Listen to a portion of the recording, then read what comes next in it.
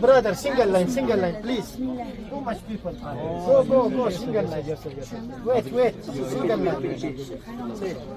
Stop. Single line, brother, single line.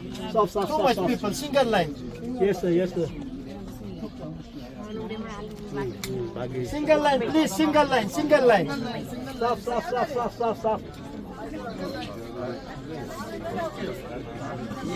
Single line, brother.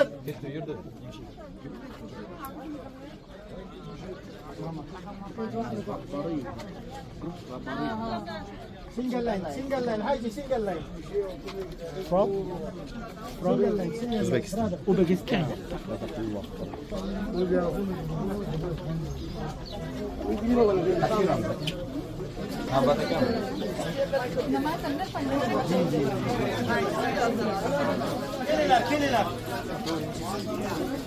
بروري خلاص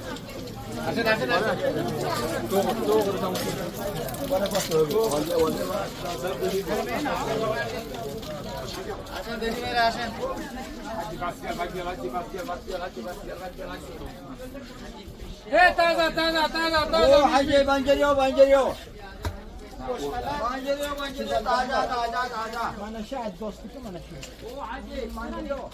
Ha. Aytavering. Mana shu nima uzun bog'ida Addos degan bitta odam edi, Isoiy edi. Keyin payg'ambarimizdan musulmon bo'ldi. Mana shu yerda odamlar qiynatgan edi payg'ambarimizni, keyin ana shu Addos uzun bergan payg'ambarimiz. Keyin ana shu musulmon bo'ldi. Mana shu bog' ana shuniki edi. Addos degan Addosning nomiga keyin tuzatishdi masjidni. Bu masjid ilgari yo'q. Keyin tuzalgan, lekin Addosning nomimiz namoz o'qigan bo'lsa yo'q. U zamonga yo'q edi masjid. Mana shu bizim eshitilyaptimi? Hozirda qo'ying mayli. Ilgari mana shu yerda uzun edi. Payg'ambarimiz alayhisolatu vassalom erta mag'zum bo'lib qaytading, qayerliksan, isming nima dedilar Rasululloh sollallohu alayhi vasallam.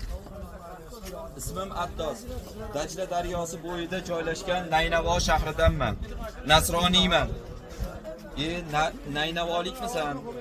Yunus ibn Matto degan odamning yurtidan ekansan-da deb aytadilar. Siz u kishini qayerdan bilasiz deb hayratlanadi haligi Addos. Rasululloh sollallohu alayhi vasallam Yunus alayhisalom ham men kabi Alloh tomonidan yuborilgan payg'ambar edilar deb Qur'oni Karimdagi Yunus qissasini o'qib berdilar. Bundan ajablangan Addos kalima keltirib musulmon bo'ldi. Shundan keyin Rasululloh sollallohu alayhi vasallam Zayd ibn Horisa bilan Makka ga qaytdilar. Dam olish uchun o'tirdilar. Bu paytda Nasibin degan joyda to'plangan jinlar yetkazish uchun sababchi bo'layotgan Rasululloh sollallohu alayhi vasallamga zarar berish maqsadida edilar. Naqlaga yetib kelishganida Rasululloh alayhi vassalom qiroat qilib namoz o'qiyotgan edilar. Jinlar Allohning kalomini eshitib bir zum to'xtab qolishdi va iymon keltirishdi. Ammo payg'ambarimiz alayhisalom bundan bexabar edilar. Alloh taolo buning xabarini Qur'oni Karimning quyidagi oyatlari orqali bildirdi. Ey Muhammad, ayting, menga vahiy qilindiki, jinlardan bir guruhi tilovatimni eshitib, o'z qavmlariga borib dedilar: darhaqiqat bizlar ajib bir Qur'onni eshitdik.